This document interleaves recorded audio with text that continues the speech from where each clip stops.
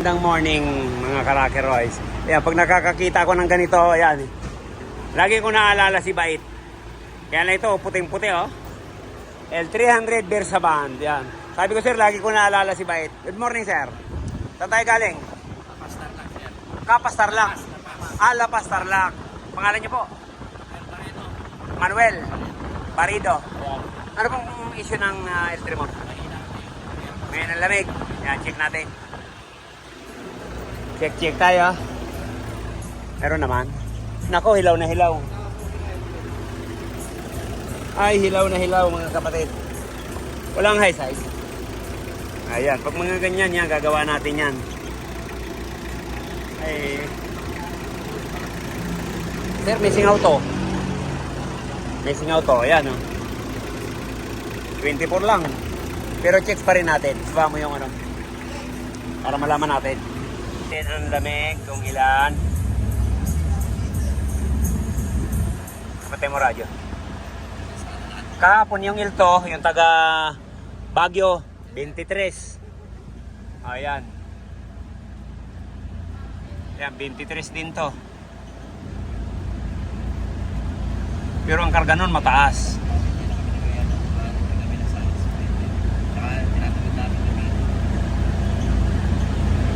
Ayan, 22. 22. Yan. Ayan, ito po yung evaporator.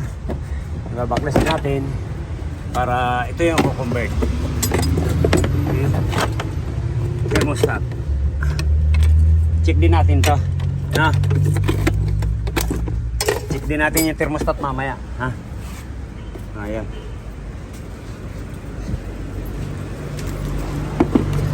Ayan, ito po yung convert natin ng Lamy.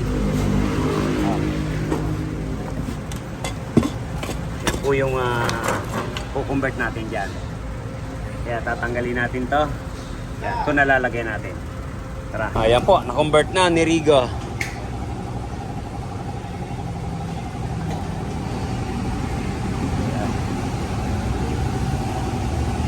Babalik na lang po sa housing. Ayan po, mukhang Milo. Sir, kulay Milo. Oh, di ba? Oh, gagawin natin yan ng Hinebra. Nung pinalitan po ng compressor, nag-flushing. Sa akin hindi eh. Ah, hindi po.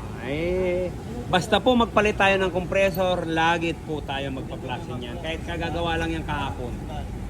Hindi obrang hindi tayo mag-flushing. Parang sa atin yan, para sigurado yung warranty ng compressor. Kasi pag nag-black oil po yan, wala. Hindi natatanggapin yung warranty. Kaya dapat ganon. Pag nagpalit tayo ng compressor, yan, general flushing tayo para sigurado. Ayan.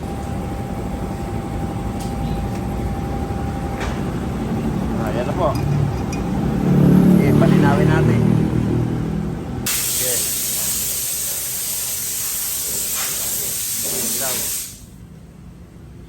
Sigurado. Yung condenser dyan, ito Milo. Condenser niyang kape. Ayan, okay na. Sir, wala Hinebra na yan. Ayan, tinan mo yung nauna kaya paano lalamig po yung aircon natin pag ganyan. Kung baga sa amin, hindi tayo mapipreskuhan kasi maraming libag. Di ba? Ayan, sige, tuyuin na lang natin yan. Evaporator sa uli. Ayan, ito po yung dinagdag natin na condenser.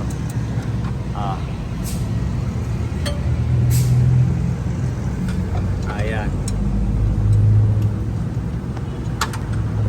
Papunta po yan dun sa ilalim.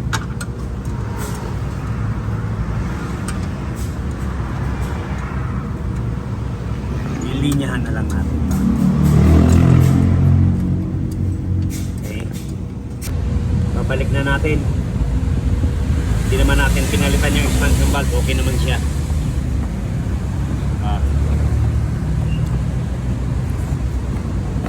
Okay.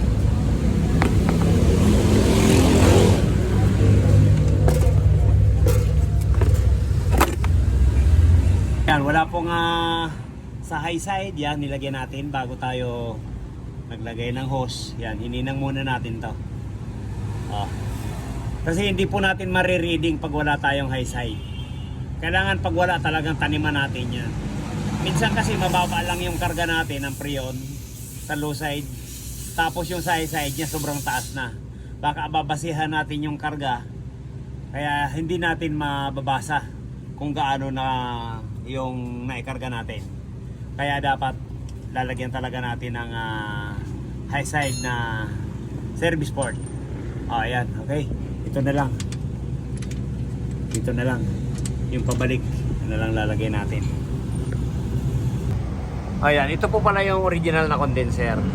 Tapos yun naman, ito naman yung isa.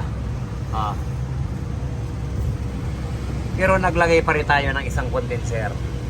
Bali tatlo na sila. Kaya ito lang ang gamot sa high pressure.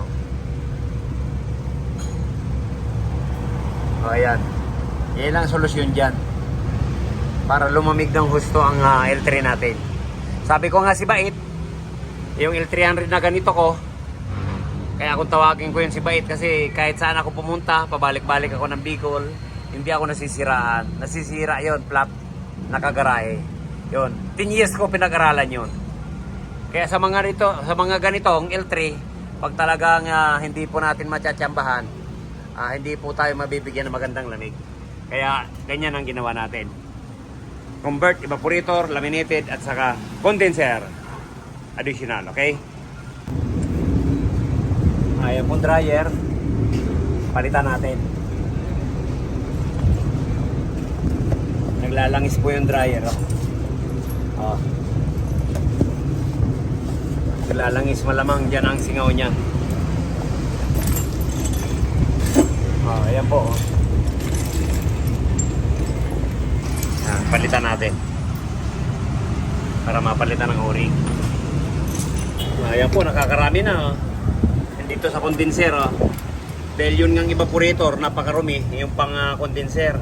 Yan muna ang dinadaanan bago masala ng dryer.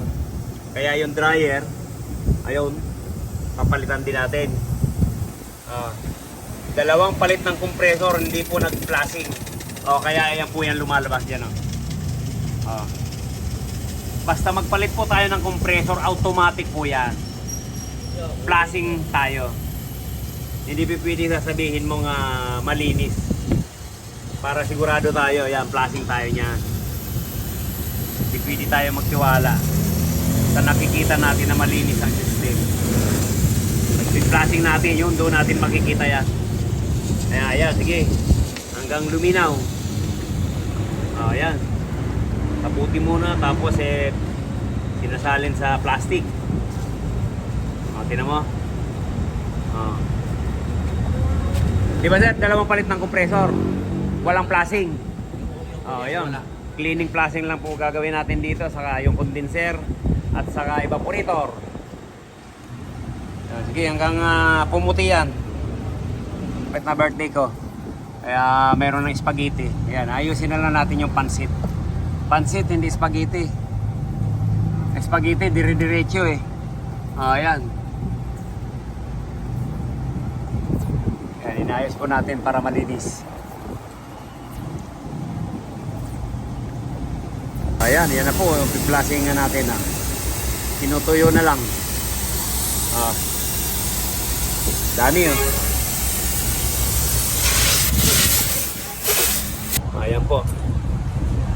Palitan na natin yung dryer para masigurado tayo. Dahil sa dumi na yun, malamang puno na rin ang dumi yan.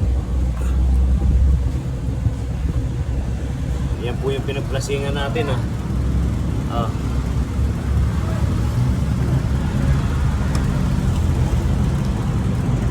Karami rin. Black test na po tayo para obserbahan natin kung kikilos pa. Pag hindi na, yan, vacuum tayo. Tapos lagay tayo ng langis ng compressor.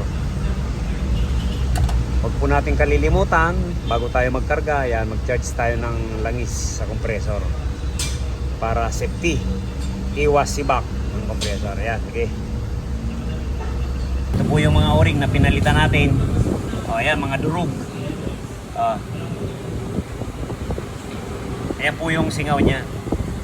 Ito yung sa receiver dryer. Filter. Ayan. Vacuumin mo na to rin, okay na. Wala na yung singaw to. Obserban uli natin sa vacuum. Ayan, ang karga niya lang po. 38. 160. Ayan. Kaya lang medyo ano na siya. Pasmado na. Dapat kasi yan, permits lang yan eh.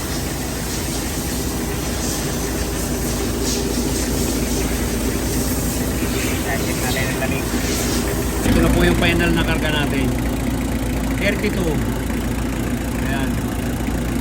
175. Okay. Ayan, check po tayo ng lamig. Nasira yung isa. Oh, ayaw gumana. Yung original lang natitira. Yun.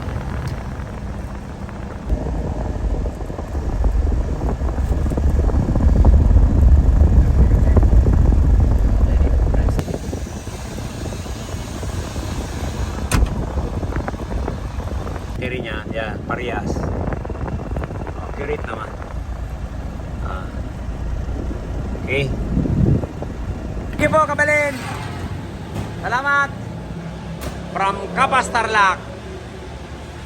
L300 Bersaban. Thank you, bye-bye. Thank you. Salamat. Ayan, kung bago lang po tayo sa ating channel, yan, pa-subscribe, like, and share.